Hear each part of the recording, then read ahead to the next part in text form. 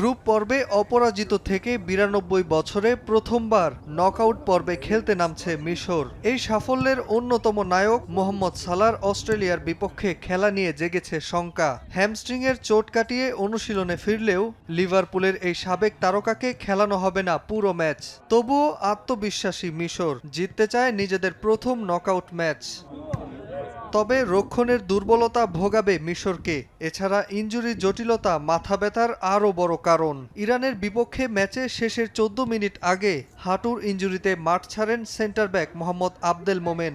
নকআউটের ম্যাচে অনিশ্চিত মাঠে নামা আরেক লেফট ব্যাক আহমেদ ফাতু ছিটকে গেছেন হ্যামস্ট্রিংয়ের ইনজুরিতে। কোচ হোসাম হাসানের এখন শেষ ভরসা বেঞ্চের খেলোয়াড়। এদিকে গ্রুপ পর্বের প্রতি ম্যাচেই একাদশে পরিবর্তন এনেছে অস্ট্রেলিয়া। পুরো দল নিয়েই পরীক্ষা নিরীক্ষা শেষ করেছেন কোচ টনি পোপোভিচ।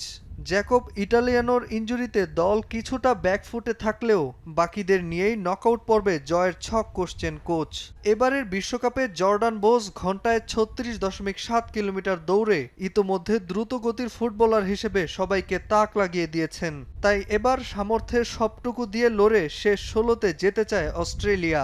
২০১০-এ দুই দলের শেষ দেখায় ফ্রেন্ডলি ম্যাচে ৩-০তে জিতেছিল মিশর। যুক্তরাষ্ট্রের AT&T স্টেডিয়ামে রাত ১২টায় অস্ট্রেলিয়ার মুখোমুখি হবে মিশর। ২০২২ বিশ্বকাপে কোয়ালিফাই করতে না পারার ব্যর্থতাকে শক্তিতে পরিণত করে এবারের বিশ্বকাপে দুর্দান্ত খেলছে কলম্বিয়া। টুর্নামেন্টের সবচেয়ে ভারসাম্যপূর্ণ দলও বলা যেতে পারে নেস্তর গ্যাব্রিয়েল লরেঞ্জোর শিষ্যদের। কোনো ইনজুরির খবর না থাকায় পূর্ণ শক্তির দল নিয়ে মাঠে নামবে কলম্বিয়া।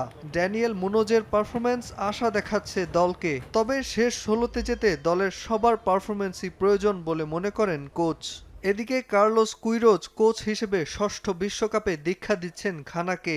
গ্রুপ পর্বে ইংল্যান্ডকে আটকে দিলেও শেষ ম্যাচে ক্রোয়েশিয়ার কাছে হেরে যায় ডিফেন্সের ভুলে। অ্যান্টোইন সেমেনিও ও লরেন্স আতি জিগির ইনজুরি ভাবাচ্ছে দলকে। কলম্বিয়াকে রুখে ঘানার লক্ষ্য একটাই, শেষ ১৬। কানসাসে সকাল ৭টা ৩০-এ এ দুই দলের ম্যাচটি অনুষ্ঠিত হবে।